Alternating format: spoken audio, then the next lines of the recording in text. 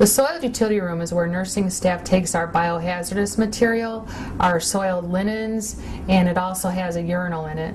That's where nursing staff took these babies and left them to die. I actually wasn't talking about abortion. Yes, we have differences on abortion that are deep and profound. I think they're terribly important. But Barack Obama defended infanticide, the killing of fully born infants who had survived a failed abortion attempt and were then left for hours in soiled linen baskets to die. My name is Jill Stanek, and I'm a registered nurse who witnessed babies being delivered alive and left out to die. And because of my experience, I was asked to testify on the national level before a U.S. House committee and on various state committees. Christ Hospital, and we now know other hospitals and abortion clinics around the country, are involved in an abortion procedure called induced labor abortion.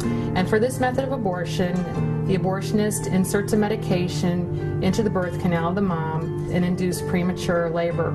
And my experience was that they lived as short as a few minutes to once almost as long as an 8-hour shift. To be clear, these were living babies who were left out to die, and they were issued both birth and death certificates according to Illinois state law. One night, a nursing co-worker was taking a live aborted baby to our soiled utility room to die because his parents didn't want to hold him, and she didn't have time to hold him that night. And when she told me what she was doing, I couldn't bear the thought of this suffering child dying alone. And so I cradled and rocked him for the 45 minutes that he lived. He had Down syndrome and was between 21 and 22 weeks old. And he didn't move very much because he was using all of his energy attempting to breathe. And I remember toward the end of his life, I couldn't tell if he was alive or not unless I held him up against the light to see if I could see his little heart beating through his chest wall because their skin is so thin at that age. And after he was pronounced dead, we folded his little arms across his chest. We tied them together with a little string, and I wrapped him in a shroud and took him to the morgue where we took all of our other dead patients. Steve and Pam will tell you that we fought together in the Illinois State Senate against restrictive choice legislation, laws just like the federal abortion laws. When I testified before an Illinois State Senate committee about my experience, Barack Obama was unmoved and actually opposed the Born Alive Infant Protection Act, which was legislation designed to stop this barbaric practice of leaving delivered babies out to die. Barack Obama says that he's all about change and forging a new path.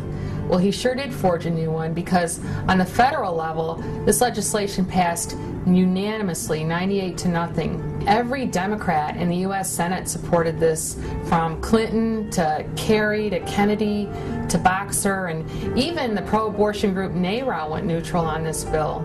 But this one guy, Barack Obama, thought that infanticide was acceptable and voted to protect it.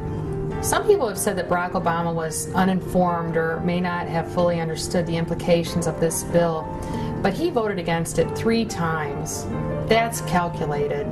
He himself has defended his vote by saying that he would have voted for it had it been identically worded as a federal bill. But as chairman of the Health and Human Services Committee in 2003, he stopped the identical wording from being introduced. Barack Obama can play word games, but at the end of the day, his opposition was responsible for living babies being left out to die. And that is indefensible. It is time for a different attitude in the White House. It is time for a different attitude in the Supreme Court. It is time to turn the page and write a new chapter in American history.